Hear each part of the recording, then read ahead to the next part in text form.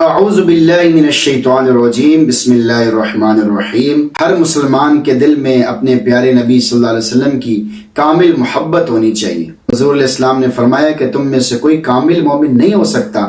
جب تک میں اس کو اس کی اولاد سے، اس کے والدین سے، حتیٰ کہ اس کو اپنی جان سے بھی زیادہ عزیز نہ ہو جاؤں۔ تو انسانی فطرت ہے کہ وہ دوسروں کی خصائص و کمال اور حسن و جمال وغیرہ سے متاثر ہو کر ان سے محبت کرنے لگ جاتا ہے۔ نبی اکرم صلی اللہ علیہ وسلم کو رب کائنات نے وہ بلند شان عطا کی کہ آپ صلی اللہ علیہ وسلم کو ہر خوبی علی وجہ الکمال دی گئی۔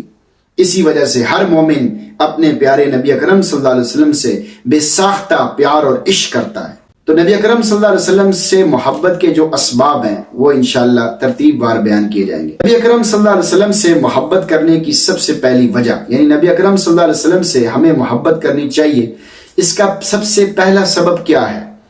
نبی اکرم صلی اللہ علیہ وسلم سے محبت کرنے کی پہلی اور سب سے بڑی وجہ یہ ہے کہ آپ صلی اللہ علیہ وسلم اللہ رب العزت کے محبوب ہیں، رب العالمین کے محبوب ہیں۔ جب خالق کون و مکان کو آپ صلی اللہ علیہ وسلم سے محبت ہے تو پھر مومن کو آپ سے محبت کیوں نہ ہو؟ قرآن مجید نبی اکرم صلی اللہ علیہ وسلم کے کمال و جمال پر سب سے بڑا گواہ ہے۔ قرآن مجید کی عملی تفسیر نبی اکرم صلی اللہ علیہ وسلم کی زندگی ہے، ذات و صفات کی آیات عقائد نبوی صلی اللہ علیہ وسلم ہیں، احکام کی آیات اعمال نبوی صلی اللہ علیہ وسلم ہیں، تکوین کی آیات استدلال نبوی صلی اللہ علیہ وسلم ہیں، توجہ اللہ کی آیات خلوت نبی صلی اللہ علیہ وسلم ہیں، تربیت کی آیات جلوت نبی صلی اللہ علیہ وسلم ہیں، قہر و غضب کی آیات جلال نبی صلی اللہ علیہ وسلم ہیں،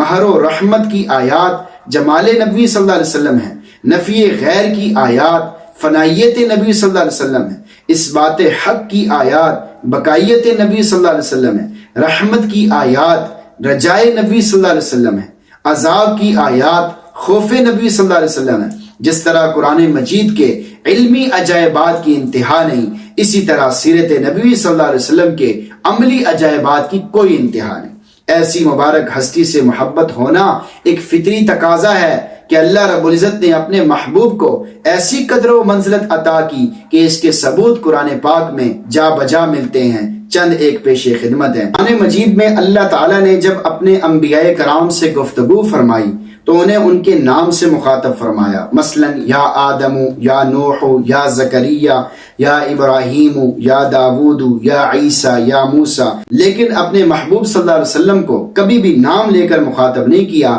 جب ضرورت پڑی تو فرمایا یا ایھا النبی یا ایھا الرسول یا ایھا المزمل یا ایھا المدثر۔ پس ثابت ہوا کہ اللہ تعالیٰ نے اپنے محبوب کا بہت ہی زیادہ اکرام فرمایا۔ ارشاد باری تعالیٰ ہے، ان اول الناس بابراہیم للذین اتبعوہ وہذا النبی، بے شک ابراہیم علیہ السلام کی قریب ترین لوگوں میں سے وہ ہیں جو ابراہیم علیہ السلام کی پیروی کرتے ہیں، اور وہ نبی اکرم صلی اللہ علیہ وسلم ہیں۔ اس آیت میں سیدنا ابراہیم علیہ السلام کا ذاتی نام لیا گیا، جبکہ نبی اکرم صلی اللہ علیہ وسلم کے لیے ذاتی نام کی بجائے نبی اکرم صلی اللہ علیہ وسلم کا لفظ استعمال کیا۔